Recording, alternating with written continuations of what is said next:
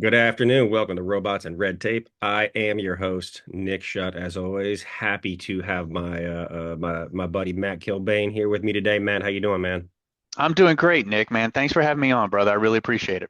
Dude, I appreciate you taking the time. I know we were just talking as we were kind of getting ready to go about how busy this entrepreneurship life is and all these things going on Yeah. constantly all the time. But yeah, man, would you just, for the listeners out there, tell everybody a little bit about yourself, your background, and kind of how you got here, man? Oh yeah. So hey everybody at home or in the car or wherever you're listening to my voice at. My name is Matthew Kilbane, and I have had an absolutely beautiful adventure of a career. I'm truly, truly blessed. I am an AI engineer, and I am also certified in artificial intelligence governance, and I have been elbow deep, as deep as I can get into the world of AI for going on 2 years now. Yeah, just like Nick said, how did I get here? My first career, I was a soldier, 19 years old. I was standing at the MEPS Military Entrance Processing Center, and yep, raised my right hand, and then that launched a 20-year career in the United States Army and Army Reserves that spanned 9.5 years active duty, 11 and a half years in the reserves. I went from E1 to E6 in the United States Infantry, and then after that, commissioned as an ordnance officer, and then actually retired February of 2022. So that was my first career.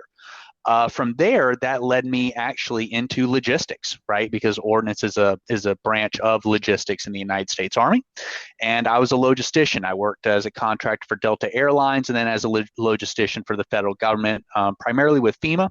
Doing disaster response and recovery, and all that fun stuff.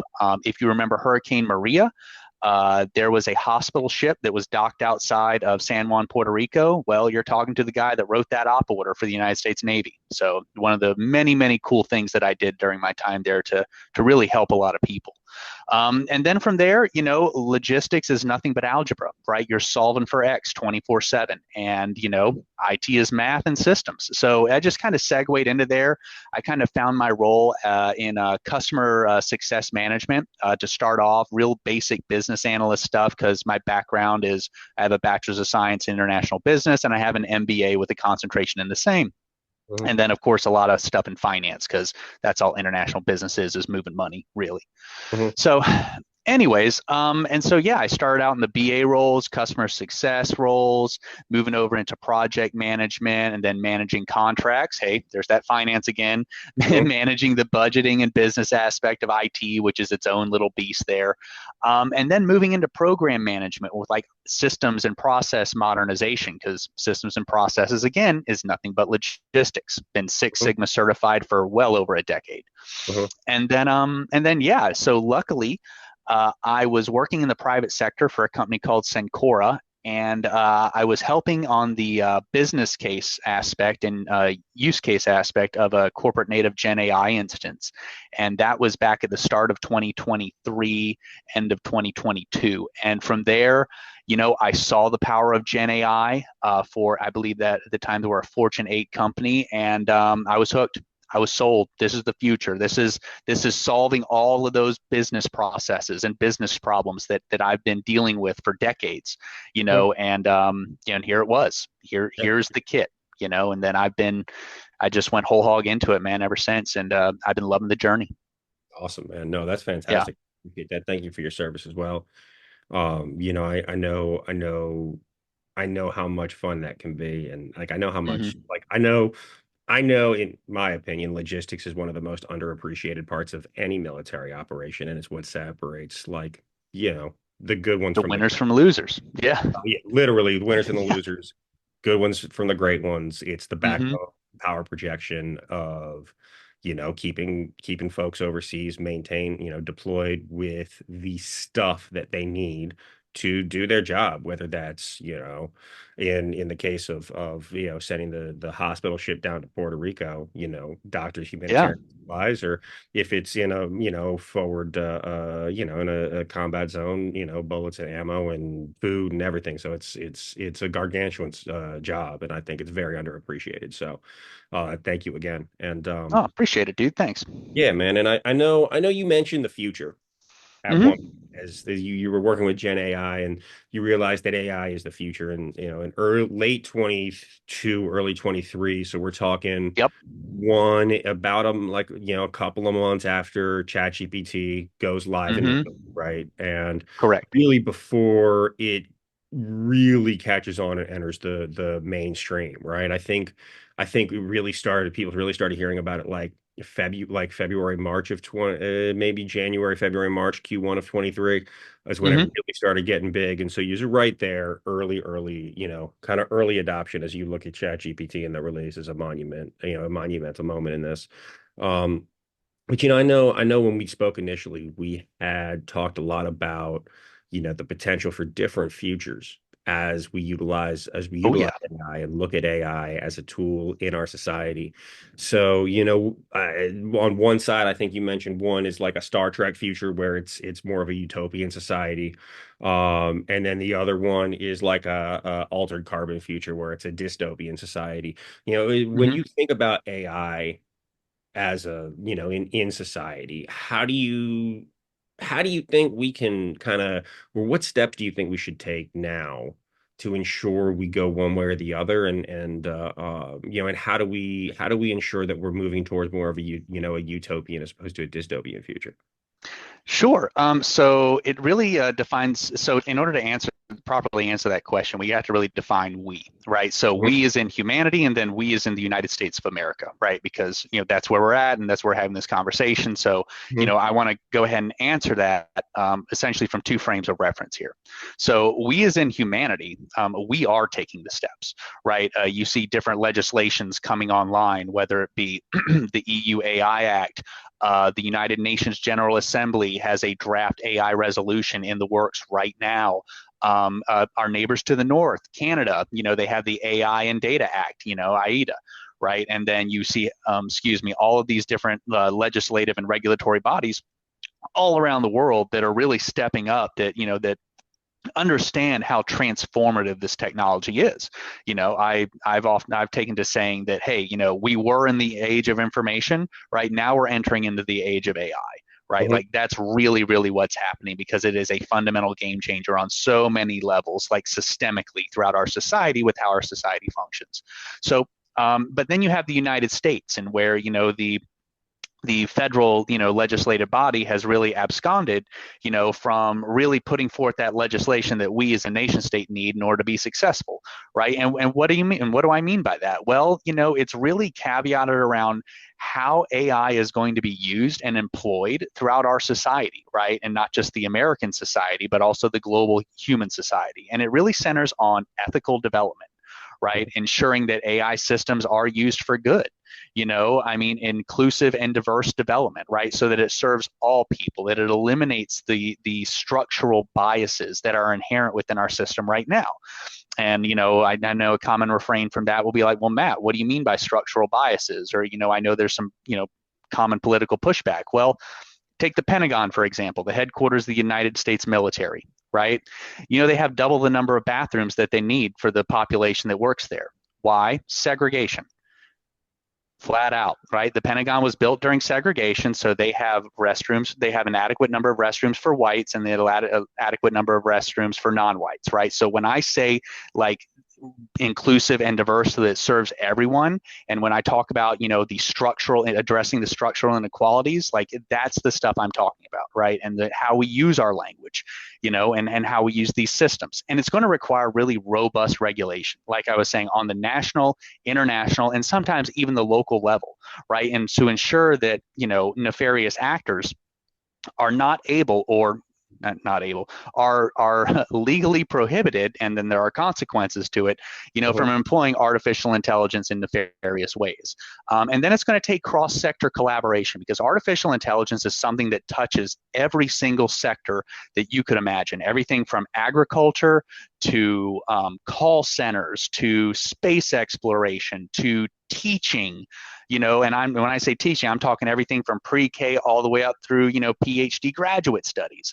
Mhm. Every sector that you can imagine can leverage AI, and there's opportunities there. And because because it's going to touch everything, that everything needs to come together, right, and collaborate, and then also to focus on the good, Focus on the good of what AI can deliver. The fact that, we can use artificial intelligence, to bootstrap, like you said, small businesses, and I know we kind of touched on, hey, there's so much stuff to do, and so much subject matter out there that I have to know in order to be successful as a small business owner, and as an entrepreneur. Well, guess what?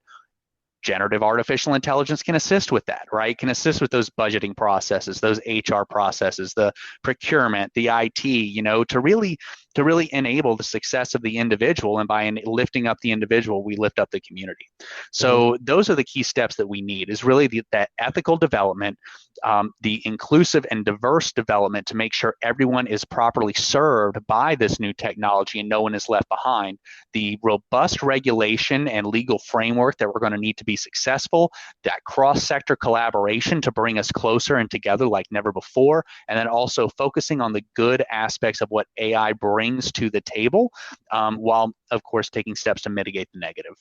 Yeah, absolutely. And what do you think? I really appreciate that, man. And I did not know that about the Pentagon with segregation in Yeah. the bathrooms. It makes a lot of sense, Hmm. start thinking about it. But as where do you think? How do you think that? And where do you think Congress should be prioritizing kind of the teeth in any legislation around AI. Because like as with anything, any new industry, Hmm. any new technology that's game changing, there's going to be, there's going to be a lot of fear as it relates to job losses Yep. and like an evolving and changing workforce. But then also in this case, I think that there's going to be a lot and there needs to be a lot. I think there's going to be a lot more opportunity for bad actors to scam and target with scams people like vulnerable folks out there Hmm. as well. And because again, with the generative nature of this technology, it is Yeah. going to. It's not that it makes it easier, but it makes it easier to, operate at scale with with less, less personnel, right? And so where do you think we should be focused from a legislative perspective? And what do you think that some of these, these pieces of legislation international are doing well, and what do you think they're doing poorly? Great. So, where the focus needs to be now, typically, when we hear legislation, right? Mhm. It's typically framed in, "Hey, this is what you can't do with it." But I think with artificial intelligence, we need to reframe ourselves, and it's the legislation dictating. And like I said, this goes back to my previous answer, focusing on the good, what you can do with it, right? So, if we focus our legislation on protecting the rights and the lack of manipulation on the individual, right? Then that also leaves that entire breadth for technological advancement, for discovering new things, and for how we utilize this technology, right? So when I think of, in my opinion, when I think of the legislation that we in the United States would need, it really focuses, like I said, on the individual, protecting the rights and the privacy of the individual. Because what a lot of people don't realize is that there are two yous out there right now. There is the physical, corporeal you, right? That we're having this conversation, and then there's the digital you. There's all your data, right? Right. Because if I had a child popped into existence right now, that child from the moment of its birth has a digital footprint, Mhm. social security, birth certificate, medical records, right? And it all exists in databases somewhere. And as that child grows, that digital footprint grows until literally there's, for lack of a better phrase for this conversation, there's a digital you, right? And so the regulation really should concentrate on protecting the individual and protecting the community against nefarious actors, right? Mhm. Not so much saying that this is what you can do with it, but this is what you can't do with it, right? You can't assault the rights of the individual. You cannot manipulate. You cannot take someone's data and then use that to make a digital copy of themselves, to nefariously act within, the various systems, that we have in our society, right? So I mean, you can't create a digital copy of Nick and then use that digital copy, to rob somebody's Bitcoin wallet, right? Mhm. Which is a possible crime, now and definitely in the future. And so, what do I think that's going to do? I think that's really going to open up all of the avenues that humanity is going to need for innovation and exploration of this new technological space. Mhm. And it's also going to protect your privacy and the privacy, and security of you and your loved ones. And Mhm. we already see the effects of this lack. I'm sorry, not the lack of legislation. I apologize. We already see the effects of what artificial intelligence has done on our general population. Just look at the recent U.S. Department of Justice indictments, against a company that was funding a lot of these right-wing influencers to disturb the election process in the United States of America. With Mhm. all of the disinformation. I mean, I even think the current presidential candidate posted some fake AI images of another presidential candidate, right? I mean, Mhm. and this is going to continue to move forward, right? And so, as Uncle Ben said in Spider-Man, with great power comes great responsibility, right? And so, as artificial intelligence proliferates throughout our society to where we're even going to have our edge devices, our endpoint devices right here, have localized artificial intelligence instances through localized large language models, we're going to need the protections for ourselves against literally every other person, right? Because we're all going to have that type of power. We're all going to be able to operate at that kind of scale to create these deep fake videos, deep fake audios, and then push them out into society. Yeah. And not trying to be rude here, but in order to paraphrase the late great George Carlin, who's one of my favorite comedians of all time, Yeah. half the people you meet, brother, they're going to be dumber than average, because that's the definition of average, right? So not only do we need to protect ourselves from each other, we also need to, for some individuals, we need to protect ourselves from ourselves, right? Because you already see it in society, and you already see where these deep fakes just have people completely confused. And like I said, especially with generative artificial intelligence, revenge porn, nobody wants that, right? And so, and that's, unfortunately, those are the nefarious actors, and those are those elements of evil in our society that we have to safeguard against. Mhm. Now, what legislation, is out there that is currently doing really, really well? Brother, the EU AI Act is the gold standard. And to be quite frank, in my personal and humble opinion, it is saving the bacon of American citizens, right? Because if you're a multinational corporation, which is really every company with an LLM out there that's scraping the data and practicing it, whether it be Google, Meta, OpenAI, Microsoft, Apple, et cetera, Mhm. you operate in the European Union. Yep. Flat out do. And if you operate in the European Union, guess what? Then you have to abide by their laws and their data protection standards. Mhm. Now, are they enforceable in the United States for those customers? No, they're not. Or actually, hold on. That's a legal scholar issue. I'm sorry. Don't Right. crucify me on that one, Internet. But still, the fact that those protections have to be in place at that multinational corporation and multinational actor level, Mhm. is we, the United States citizens, are reaping the benefits of that from a second hand, from a secondary effect, second order Mhm. effect of that. Right. So that's where we need to look. Also, again, our brothers and sisters to the north, the Canadian AI and Data Act. Yes, absolutely, because remember, Canada, United States, and Mexico, we're not called NAFTA anymore, but it's just the Yeah. second iteration of that post the Trump administration. Mhm. All those companies that interact across that line on a map, because that's all an Mhm. international border is, have to abide by those data protections. So right now, the people of the United States of America are being very well served by our allies and other nation state actors that have taken the steps necessary to begin regulating artificial intelligence as it should be. Mhm. Yeah, no, I appreciate that, man. I think I think that I haven't read through every word of the EUAI Mm-hmm. legislation, but I think first you're right that we are absolutely benefiting from a lot of the requirements that these folks are putting into that the EU is making these larger organizations, Mm-hmm. making them abide by, right? I'm curious, and this is not something I expect you to be able to answer, but I'm curious how long that will last and how long until there's going to be localized models based on your where you are and how is that going to change things, right? I don't know if About it's two to happened three years. you think 2 to 3 years? Yeah. So what actually, do you want to dive into that line of Yeah, thinking? All right, yeah, I'm sure. curious, So man. pay attention, because you're going to start to see it for this holiday shopping season. All Hmm. right. So you know how you have CPUs and you're used to GPUs?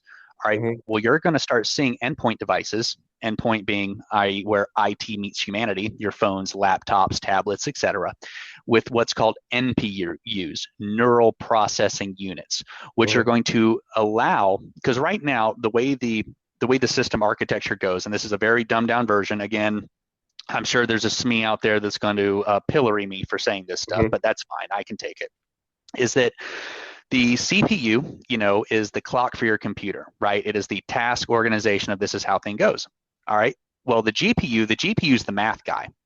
The GPU, right, and NVIDIA stock price is really what's handling a lot of these advanced mathematical calculations. However, the architecture, excuse me, isn't really um, the best suited at handling Boolean strings, right? Which is really what generative AI is. It's Boolean algebra taken to the nth degree with billions and billions of petaflops of processing Mhm. power on it. So but with the advent of NPUs, right, and it's going to be first, second, third generation, but by the third or fourth generation, man, think of Moore's law, right? How fast this scales, how good we get, right? Because remember, we're standing on the shoulders of giants, as far as technological progress. We're already experimenting, by we I mean humanity, we're Mhm. already experimenting with localized and personalized LLMs, right? Mhm. That I mean, I read an article this morning about one university student. I think he was one of the techs, Georgia Tech, MIT, Caltech, one of them, Mhm. that put an LLM on a T86 calculator. Mm. Wow. That's possible, brother. I mean, was it Wow. efficient? No. Did it burn through batteries like crazy? Yes. But that's where we're at right now, at that bleeding edge of edge Mhm. AI, right? And then as the neural processing units, right? Because I remember they're going to be coming this holiday season. Look for them on all of Microsoft stuff, IBM, Apple's Mhm. going to have them. You already start to see these Google phones, Yep. like that's just the first gen, my friend, Mhm. and it's just going to iterate to get better. So give it about 2 to 3 or 3 to 4 years, and Nick's going to be walking around with his personalized LLM based off of all of his personal data, or he could be for a price. Oh, I'm sure. I'm sure. And Mm-hmm. as that starts to scale, and the MPUs start to get better and more efficient, how do you think that's going to affect the so-called Internet of Things, is where we have all of our devices, like where you have a connected refrigerator and things like that? How do you think that will affect all of that? So to me, and again, this is focusing on the good. I think it's going to be Mhm. a beautiful future, right? Because it's going to be like a personalized level of existence. You know what I mean? It's so your personal AI digital assistant based off your own personal LLM and all of your own personal data. You're going to have it to where the house cools and warms based on your own biometric data from your biometric feedback sensors, Mhm. right? You're going to have it to where the refrigerator, that endpoint device senses what's in there, and you just say, hey, you know, I would like to eat X, Y, and Z this week. And then here's your grocery list already pre populated and the order sent off to Amazon Fresh, Mhm. right? Like that's the type of stuff, that's the future that's possible, to where you on your phone can take a picture of a menu, and based off of your personalized medical data, it automatically highlights anything you could be allergic to. And based off of your own current biometric data, as well as prescription data and medical history, can recommend the top 5 meal options that work best with your own physiology, Mhm. right? Like that's the Incredible. future that we could have, Mhm. as we proliferate this processing power and leverage this information. Because Mhm. it really goes down to what Gen AI actually is. And do you mind if we kind of get into that and I just use an Go ahead, analogy man. here? Oh, go, All go. right. So this is how I like to phrase it, and I'm sure different strokes for different folks, but just kind of go with me on this. Mhm. So the internet is, for by and large, the conglomerate or the agglomeration of nearly the entirety of human knowledge. Mhm. Right? You want Yep. to know what story Chezorade's told on her 997th night? Go to the internet, right? You want to know what the temperature is in Milwaukee 5 years ago to the day? Go on the internet, right? So in Carta Britannica, you know what I'm talking about. Mhm. So we're used to a search engine, right? So when you Google something or you put something in Bing or you go ask Jeeves, you're fishing, right, for information in the internet. with a fishing pole. It's a Hmm. single hook, right? And that's that search engine optimization and all that stuff. You're like, give me a largemouth bass. And then you go and you fish, do your search query. And then every one of those lines that you see on Google, every one of those search results is another cast of the line. Hey, is Hmm. this it? Is this the one you want? Is this the one you want? So that's kind of what we're used to. That's the Hmm. power what we're used to for the internet and how we leverage it. Well, this is how it's changing. So when we take I'm sorry, a chat GPT or an OpenAI, a Strawberry or something like that, it's essentially through a prompt, right? Because I'm sure most of your audience has heard through prompt and prompt Hmm. engineering and writing a prompt, is that we tokenize that prompt, which means we break it up into separate little hooks. Okay. And so if Googling something is like fishing with a fishing pole, using a generative AI instance like ChatGPT or something of that nature is fishing with a drag line, right? Hmm. So, which is nothing but a line with all these different hooks, and we're just pulling stuff and pulling stuff, and we get all these a lot of fish at one time, more than we're used to. And then sometimes, instead of catching like 20 bass, we'll catch 19 bass and a halibut, Hmm. right? And so that'll be a hallucination. Yeah. So, Googling fishing with a fishing rod, generative AI, chat GPT, you're fishing with the drag line. But Hmm. now we're getting to the point where we're, oh my gosh, and of course, while we're talking, I'm forgetting it, where through RAG, there we go, response augmented generation, where we utilize all of the other prompts, right? And to create a contextual search of the essentially the agglomerated mass of human knowledge that's an internet, so drag line, drag line, drag line, drag line, and then so essentially with RAG, we're combing the internet with a net. You see Hmm. what I'm saying? And so that's where we're going. So right now at what would be the early adopter phase of generative AI with RAG, we're getting to the point now where we're calling so much information at once, specific information, and then that is really where we're at. So when we Google, we're fishing with the fishing line. When we use Chat GPT, we're fishing with the drag line. And when we use RAG, which is again, that's one of the coming things that's getting real popular now, we're fishing the internet with a net, right? And that's the amount and complexity of information we're catching, which is why it seems so scary to people that, we can now, say, tell me a story about dragons, and then boom, here's your 20 chapter novel, Hmm. and it's just going to get better. And as processing power increases and the availability of all of these endpoint devices and the sensors that to sense our world increases, the possibilities are nearly endless for Nick and your children and your grandchildren's children to lead an amazing life that is the subject of fairy tales for us. Absolutely. No, I mean, just like our grandparents and great grandparents were living a Yeah. life. It's a fairy tale to them, right? Um, Mm-hmm. yeah, I mean, a great example that pops to mind is Nikola Tesla and him saying that, I think in the I think like a little over 100 years ago or 100 years ago ish, he was predicting, yeah, essentially, video communications across long Yeah. distance, right? Mm-hmm.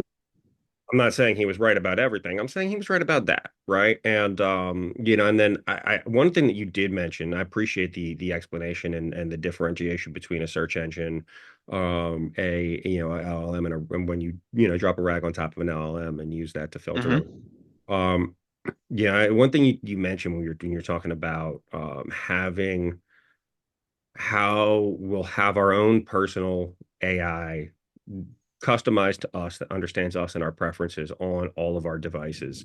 And then we'll be able to utilize that potentially to influence homes and houses and all like and customize things and give us just like frankly a level of convenience and ease that is has been science fiction for a long time.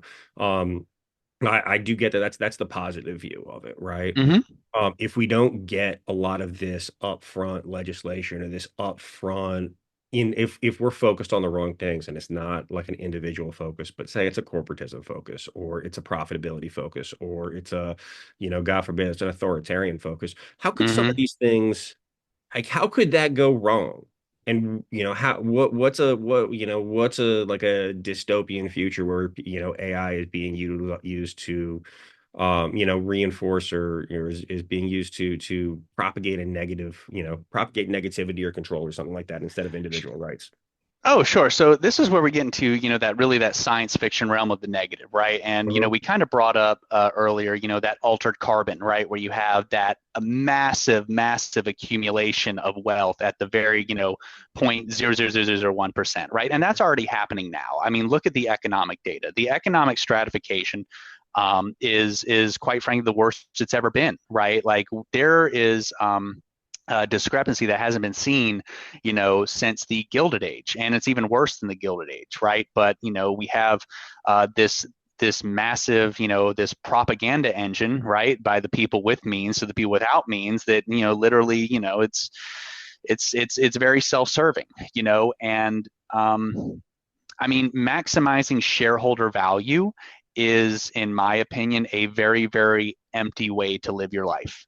Right. I mean, that was definitely, the call to arms of previous generations, right? And the Yep. economy they set up for themselves. And you can see it all throughout the deregulation of the financial markets in the Reagan era. You can see it all throughout the proliferation of the police state, thanks to the Patriot Act in the George Bush era. Hmm. You can see it, let's see, by the over $7 trillion in debt during the Trump administration that just went straight to tax breaks for the ultra wealthy, and I mean, there's a reason why there's rampant inflation now, I mean, Yep. the piper's got to be paid. And Hmm. so all that will continue to snowball and continue to snowball and continue to snowball until, it's almost like you're reading the Time Machine, right? Where it's the Morlocks and the Eloys. Hmm. And unfortunately, the vast majority of us are going to be Morlocks, Hmm. for lack of a better phrase. Yep. And that's why, and taking it back to something we previously talked about, was that, the regulation and legislation that we need must focus inward, right, on protecting the individual's, the sanctity of one's data, the sanctity of one's privacy, and the ability of the individual to move through society, without being negatively acted upon by nefarious actors who just wish to gain more and more for themselves. Because Hmm. to me, and this is just on a personal note, I mean, it's almost a level of like psychopathy to have this level of hoarding. Because whenever you read any work of science fiction or fantasy or anything, I mean, Schmog is never the good guy, Hmm. right? Like over here, I live in, we're in the Washington, D.C. metro area. And if there was a gorilla at the Hmm. Smithsonian National Zoo that hoarded every single banana from all the other gorillas, we would be like, what's wrong with that gorilla? But Hmm. here, we, in American society and throughout a lot of the world, we praise the people that hoard the wealth and the resources to the detriment of others. I mean, the current economic climate, or the current economic state that we have in the United States of America, where there is so much abundance, is a direct product of the New Deal and the wealth redistribution that occurred in the post World War eras, along with the fact that we were really the only major industrial base left standing on the planet that wasn't Yeah. firebombed or nuked. Hmm. So the United Firebomb States, and nuked, is, yeah, is firebomb, yeah, yeah, not sometimes mutually both. exclusive out there in Japan, Right, right. So Mhm. I mean, yeah, I mean, look at what happened to Nagasaki and Hiroshima, and then look at what the firebombing of Tokyo or the firebombing Mhm. of Dresden. So anyway, so the global industrial base was decimated post World War II, and thanks to the economic policies of the New Deal through FDR and the wealth redistribution, that's and the GI Bill, the Yeah. spread of education, the establishment of the Department of Education, like all of these levers to really raise up the American society and increase our prosperity, have been degraded over time. I mean, we just got done with an administration to where, they want to get rid of the Department of Education. Like, I mean, really? But then again, that's a different conversation. But that's how nefarious actors act upon our society to essentially act in the detriment of the whole. Mhm. And I mean, there's many lenses you can look at it.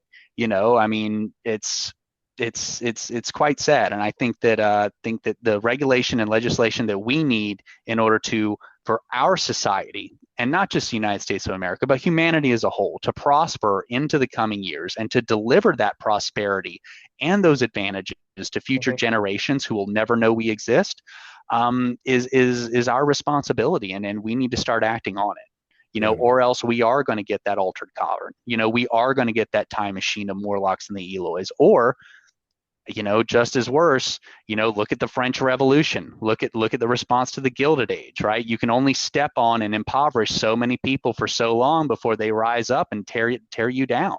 Yeah, man. And then that's, of course, I think, what is it, the third or fourth estate, when it comes to French literature, Yeah, in that context. So, absolutely. yeah, No, it's, man, and I appreciate that, and I mhm, tend to agree with you. I think that when you look at, I think there's a balance. Everything in yeah, balance. But when you look at, economic policy over the last, call it 100 years or so, yeah, uh, I mean, the data says the economy historically does better under uh, uh, under Democrats than it does under Republicans from a agreed. policy perspective.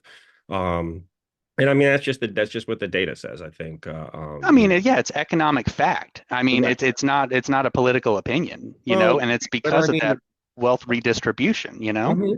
Yeah, no, I completely agree with you. When you give a tax break to a corporation, they're just going to use it to buy back more stock and essentially move that money from the government into the shareholders. Mm-hmm. And by and large, their wealthy shareholders are the ones that own the company, right? And or higher ups within the company, or private equity, what have you. And I mean, like you're right. There is only so far that we can go before things break down Yeah. at a societal level, right? And when you give money back to, let's just say those that are in, let's call it the bottom 70% of Mm-hmm.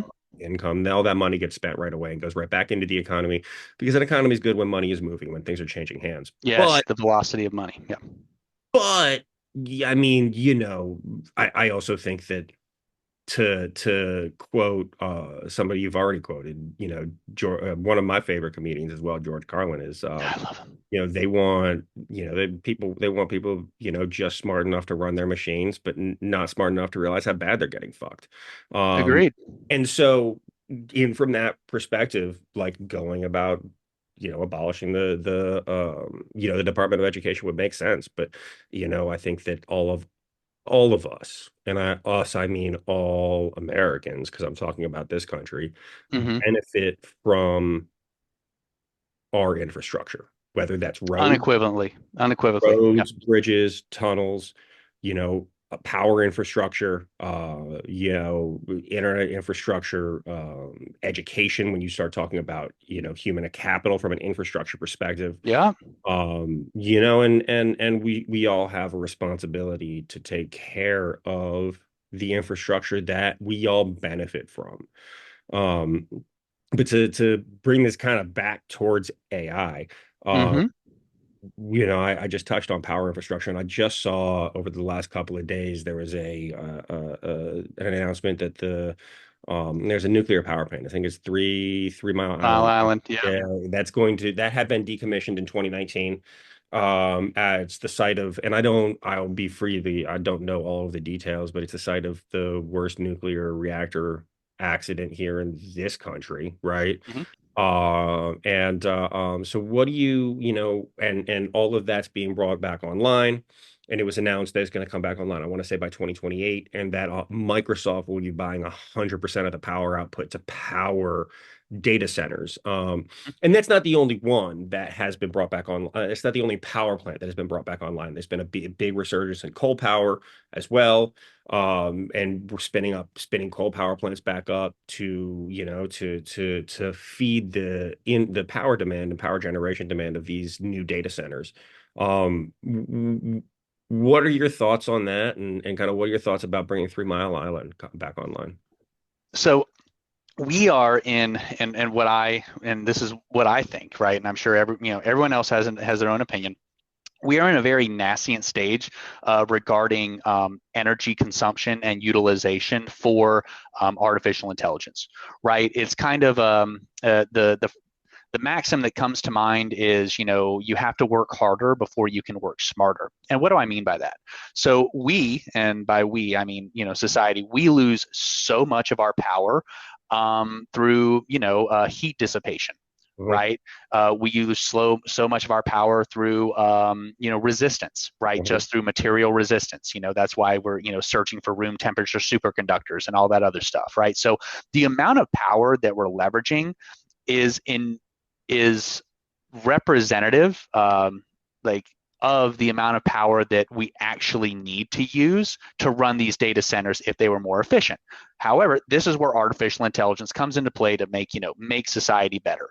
Mhm. I think since the advent of really the popularization of AI, I think there's been something like 400,000 or something new discoveries within material sciences. There's new discoveries every single day within medicine, and for efficiency gains for photovoltaic cells, and energy transmission and how we can do it better. And now we're looking at wireless, and you've already seen wireless chargers where you can take your cell phone and put it on the little dock, and now we're extending that, and energy transfer via quantum entanglement once you get into the real, sci-fi stuff, right? So, and artificial intelligence is enabling that, right? So I would not be surprised that in the next 10 to 15, possibly 20 to 25 years, the humanity in and of itself reaches a peak energy utilization, right? Mhm. For, the amount of energy that it really takes to power, the age of AI, because advances in material sciences, advances in manufacturing techniques, advances, et Mhm. cetera,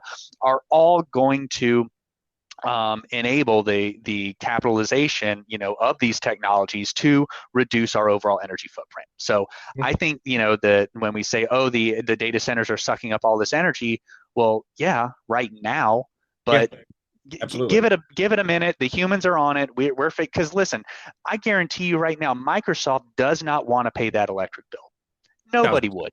No. Right. So No, a so thousand percent. so Right. so yeah, I mean, hey, we're spinning up a couple nuclear reactors, but I mean, do you really want that on your capex? I don't Mhm. think that's a write-off, buddy. I don't think your Mhm. power bill's a write-off.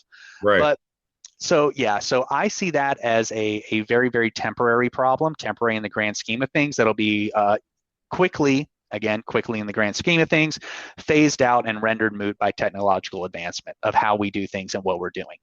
And as in regards to spinning up 3 Mile Island, I mean, honestly, I don't even bat an eye at that, brother. I really don't. I mean, that is an accident that occurred, I believe, what, in the 70s, Mhm. right? In the 60s or 70s, somewhere around there. Well, it's 2024, man. So that was what, 50 years ago now. Mhm. I Yeah. mean, we've come a long way since then, and considering the regulations and the caveats and constraints around nuclear power generation, especially in the United States of America, yeah, no, I don't Mhm. even blink. Yeah. It's just like, all right, cool, spin it Mhm. up, make sure it's good, get the blessing from the what is it, the International Atomic Energy Administration, and then our own Department of Energy, and we're good to go. And Yep. besides, I mean, I think it's actually been a few decades since the United States built a new nuclear power plant. Correct me if I'm wrong.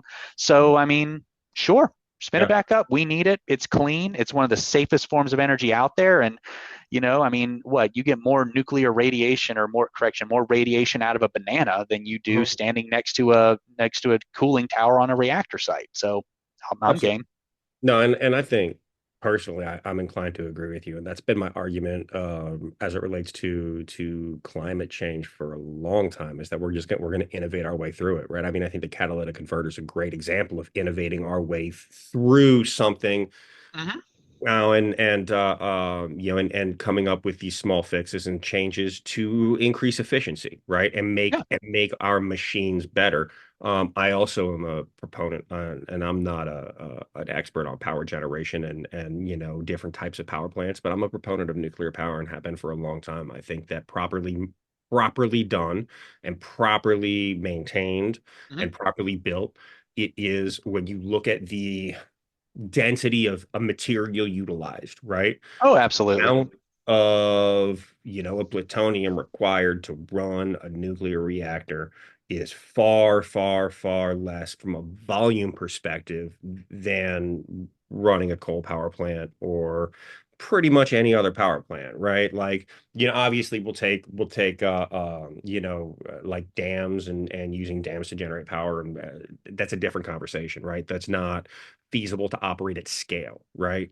Just because there aren't a lot of rivers. There's not enough rivers that have that to really do, you know, as far The as I hydropower. yeah, Yeah. the Well, and hydro. keep in mind the impact on the environment, dude, because when you Mhm. dam up a river, you got to flood the valley, dude. Yep. Yep. You know? Absolutely. No, and I think that, properly done but I also think that there's a lot of scare tactics in as it relates to marketing of nuclear power, and people hear nuclear and they think of Nagasaki and Hiroshima, and that's it, right? Like they Yeah. don't. And I mean, back to the education of people, but hey, that's a whole other thing. And Agreed. I do 1000% agree that innovation is our way through. We have to innovate to solve these problems, and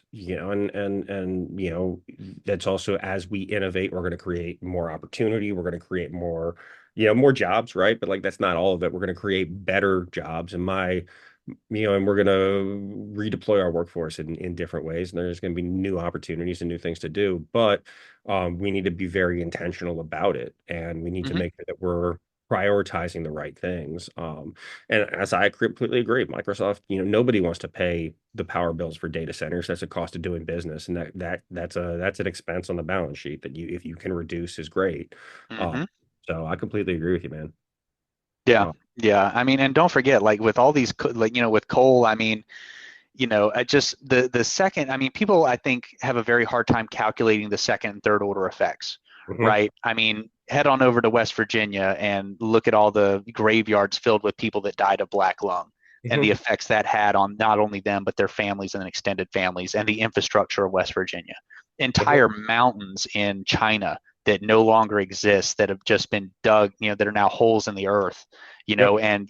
and you have to have what is it, you have to have sunsets and sunrises projected on the side of buildings in Beijing, during the summer when the wind isn't blowing all the coal exhaust away from the city. Mhm. I mean, no one wants to live like that. Right. It's yeah. So Yeah, nuclear completely agree with you, nuclear man. and solar. Absolutely, brother. And so what do you what and as we start thinking about Hmm. let's just say education. How do you think we're going to utilize AI to reshape education, and how do you think it will change the experience of students and educators on a day-to-day basis? Well, now, so keep in mind, everything I'm about to say is predicated on the principle of human in the loop, right? So that yes, we have generative AI, and it is an amazing tool to help with learning and the gathering and consolidation of information and the digestion of information from an individual perspective, right? And so that's not going to be really I think the game changer or the Mhm. change in focus, is that we're still going to need that teacher, that instructor, that human instructor to one, filter the information, making sure that it's accurate and contextualized within the context of the lesson, of like, say, we're learning American civics or we're learning Western history, and, we don't, somebody's not reading about Napoleon's march, into Moscow, and then Lu Bai pops up right from Mhm. ancient China. So Yeah. we're still going to need that, right? Because generative AI in and of itself is a mathematical algorithm, and sometimes the math is wrong, Yep. and that's just happens. However, it'll allow for a more bespoke educational experience and tailored to the learning and cognitive abilities of the student, right? So imagine, if you will, a world in which you are combating literacy, and this is actually an app I'm working on right now, so it's top of mind, to where you have a child, and the young lady says, "Tell me a story about a princess slaying a dragon." Well, guess what? Automatically, the generative AI instance starts to generate that type of story, right, at her reading level. And so she reads aloud the words that are coming across her cell phone or her tablet. And then in real time, that generative AI instance can then tailor the complexity of what she is reading and gradually increase it to increase her reading level. Now that is going to allow for increases in literacy that far and away just blow out of the water this rote, everyone open up your books to chapter 2 and everyone reads a few sentences, right? Because you're going to be getting that real time tailored feedback. Now, do that for every single subject. Do that for mathematics. It is a real time personalized tutor to get you from point A to point excellent, right, in Mhm. the shortest amount of time possible based on your cognitive abilities. And then also keep in mind that, the accessibility of sometimes, it's very, very hard to communicate with students that say have a learning disability or are just neurodivergent, like if they're autistic, right? And so we can then use artificial intelligence to tailor lesson plans, but not only the context of the lesson, but also the way that it is taught to the individual. So that way that, these people, these tiny little people are no longer left behind in our society. And then Mhm. they carry those artificial intelligence instances and AI agents with them throughout life to help them communicate and interact with society as a whole. Really, Mhm. that whole rising tide lifts all ships. So that's where I see its impact on education, is that the educational aspect of it will be tailored to the individual and Mhm. allow the individual to progress up the cognitive line, I'm sorry, up that, that cognitive hierarchy, right, of like elementary, middle, high, collegiate, etc., at their own pace and more efficiently than we have now, where we have one teacher with an underfunded classroom and 5-year-old books, that are torn up, and all these things that are really not too great about, what happens when you fund your education through local taxes instead of Mhm. federalizing it. So yeah. Yeah, man.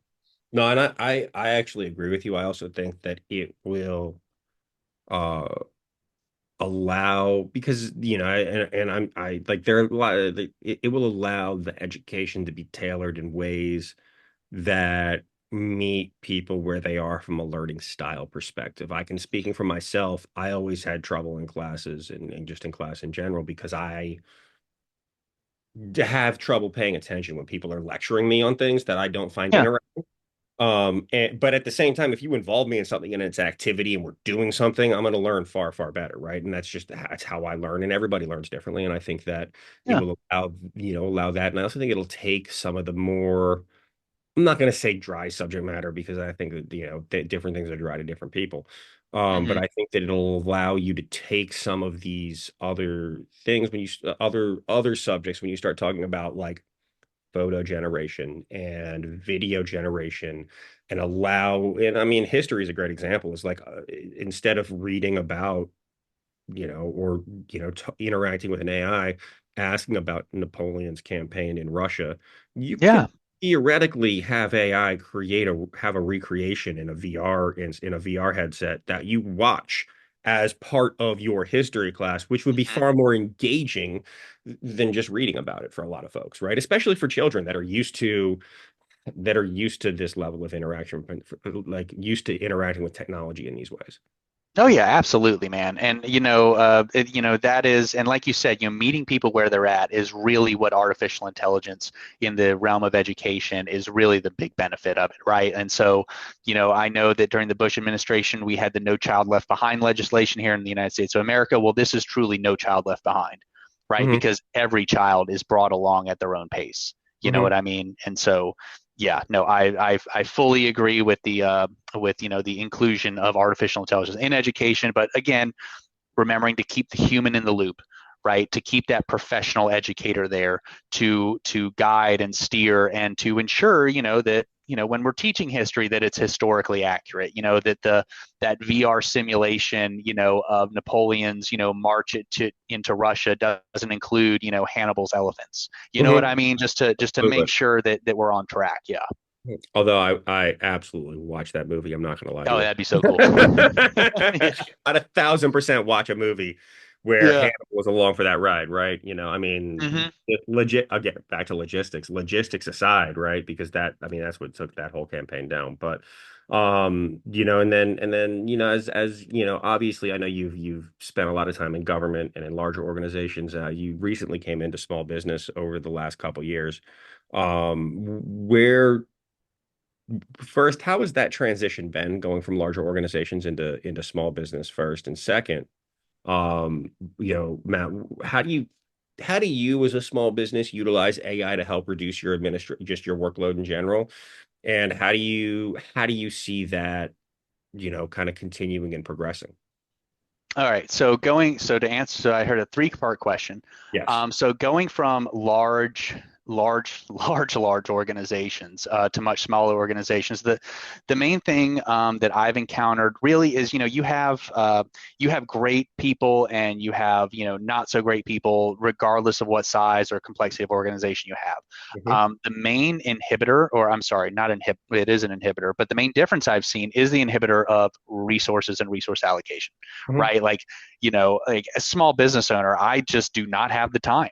I do not have the resources to do everything that I know needs to be done because I'm used to organizations where, there's this massive financial department, this, the budgeting and the PPP&E cycle, and then that feeds directly into our operational capabilities, and your functional lines of business marry with your operational lines and like all this high level strategy of, steering the aircraft carrier, if you will, to use an analogy.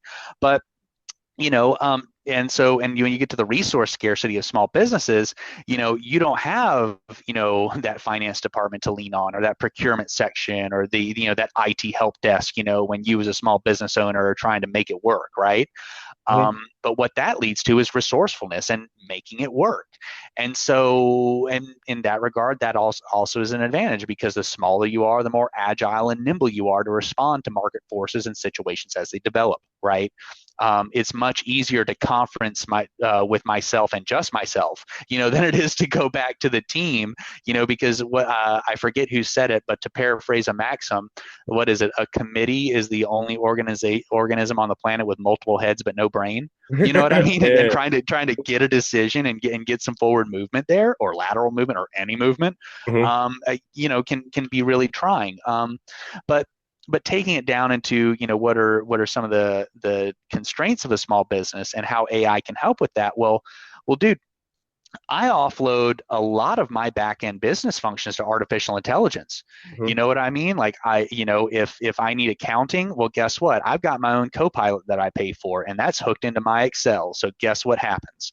And it's linked directly when I go into my software development.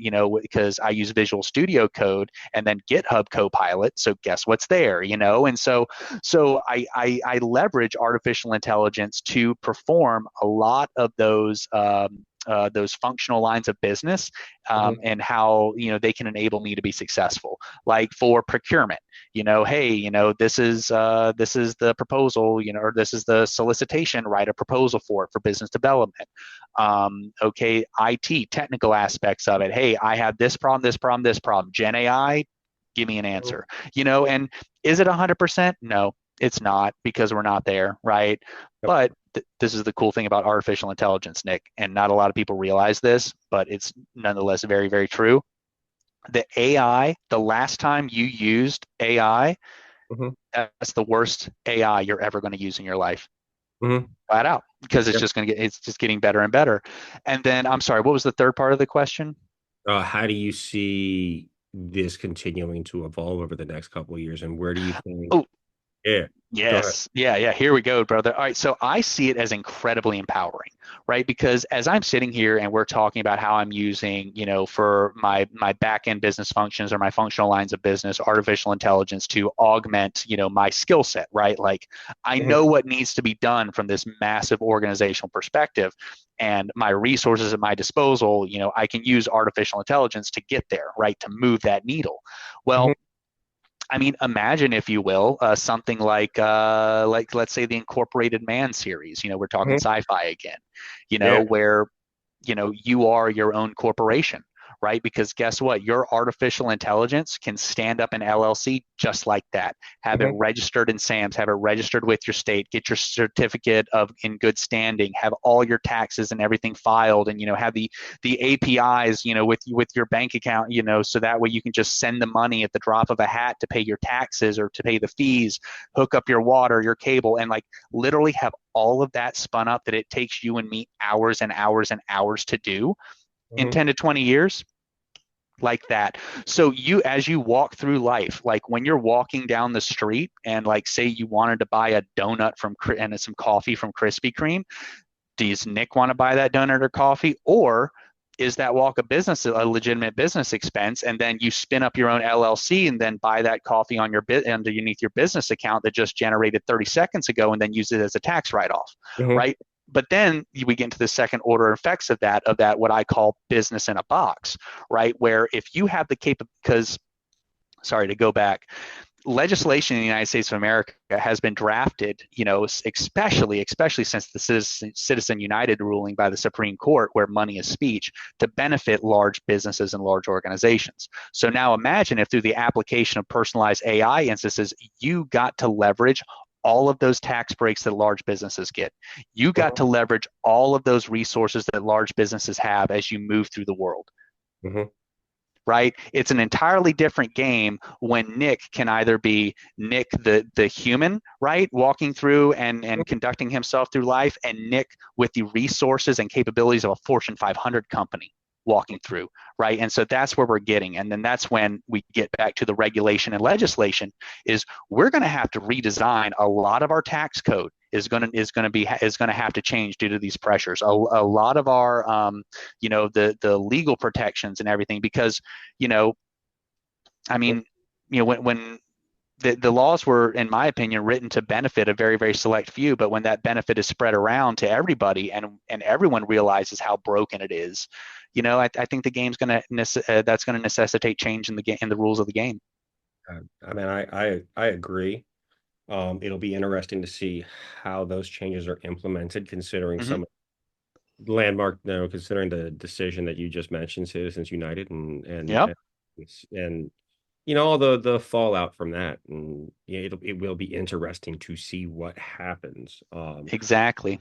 And then how do you see AI working at a global level, and, as it relates to global governance? So, let's call it over the next, 15, 20, 30 years. How will it impact that?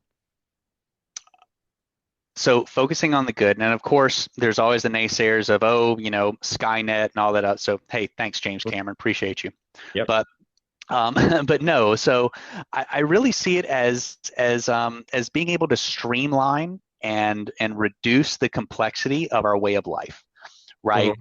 Because what artificial intelligence will be able to do at a global scale is to synchronize all the legislative bodies to ensure a continuity of existence across nation states and across trade partners, right?